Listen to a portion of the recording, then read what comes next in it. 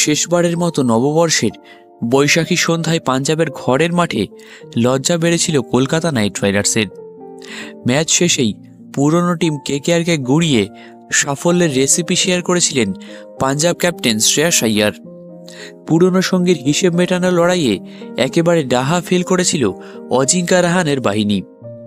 এমন অবস্থায় 7 ম্যাচের মধ্যে মাত্র 3টিতে জিতে ক্রমশ জটিল হচ্ছে প্লে অফের সমীকরণ। তাই সোমবার গুজরাটের বিরুদ্ধে আজকে একেবারে জীবন বাজি রেখে লড়বে নাইটরা। শুভমান গিলদের ভয়ঙ্কর বোলিং আক্রমণের সামনে দুর্গ হয়ে দাঁড়াতে জোর কদমে চলছে সেই প্রস্তুতি।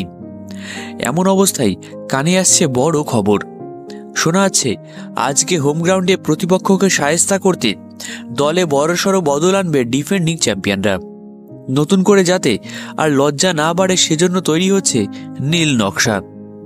চলতি ইন্ডিয়ান প্রিমিয়ার লিগে রাজস্থান রয়্যালসের ম্যাচ ছাড়া আর কোনো আসরেই সেভাবে নিজের জাত চেনাতে পারেননি প্রোটিয়া তারকা কুইন্টন ডি কক। সঞ্জু স্যামসনদের বিরুদ্ধে 97 রানের ইনিংসের পর যেন হাওয়ায় উড়ে গিয়েছিল ডি ককের ফর্ম।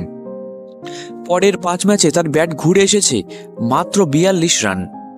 শোনা যাচ্ছে ডি ককের বদলি হিসেবে সোমবারের ম্যাচে জায়গা হতে পারে স্কোয়াডে থাকা Afghan wicket keeper batsman Rahmanullah গুরবাজের। সূত্রে যা খবর, সোমবারের ম্যাচে আজকে সুনীল নারিনের সাথে ওপেনিং জুটি বাঁধতে পারেন তিনি।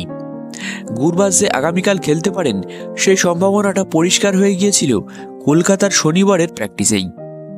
এদিন আচমকা নারিনের পর 3 নম্বরে প্র্যাকটিস করতে আসেন গুরবাজ, আর তাতেই আগামীকালের ছবিটা আজকের ছবিটা কার্যত পরিষ্কার হয়ে যায়। তো চলো দেখে নি আজকে কলকাতা নাইট রাইডার্সের প্লেইং 11 গুজরাট টাইটান্সের বিরুদ্ধে। Rahmanullah Gurbaz, Sunil Narine, Ajinkya Rahane, Venkatesh Iyer, Angkrish Raghuvanshi, Rinku Singh, Andre Russell, Ramandeep Singh, Anrich নকিয়া, হর্ষিত রানা এবং বরুণ চক্রবর্তী। তোমাদের মতে কি হতে পারে আজকের প্লেইং 11? ভিডিওর নিচে কিন্তু অবশ্যই কমেন্ট করে জানিও।